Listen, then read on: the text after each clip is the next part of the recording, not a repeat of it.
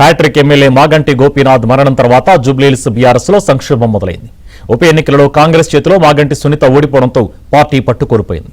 సునీతకు స్థానిక కార్పొరేటర్లు దూరం జరగడం, ఆమె పార్టీ కార్యక్రమాలలో క్రియాశీలకంగా లేకపోవడం గులాబీ శ్రేణులను ఆందోళనలో పడేసింది.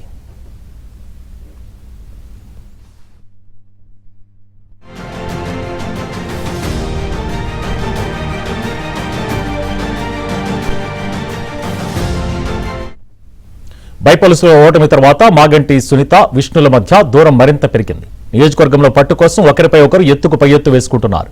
ఈ క్రమంలో కొందరు కార్పొరేటర్లు సైతం సునీతకు దూరంగా జరిగి మాజీ ఎమ్మెల్యే విష్ణు వైపు వెళ్లినట్లు తెలుస్తోంది.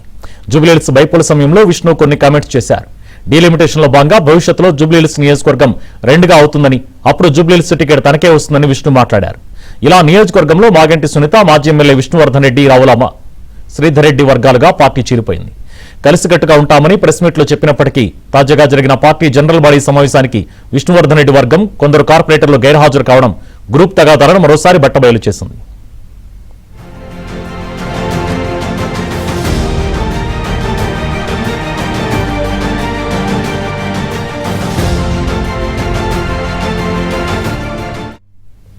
నాయకుల తీరుపై వర్కింగ్ ప్రెసిడెంట్ కేటీఆర్ తీవ్ర అసంతృప్తితో ఉన్నారు. అందుకే ఆయన జూబ్లీహిల్స్ జనరల్ బాడీ సమావేశానికి దూరంగా ఉన్నట్లు తెలుస్తోంది.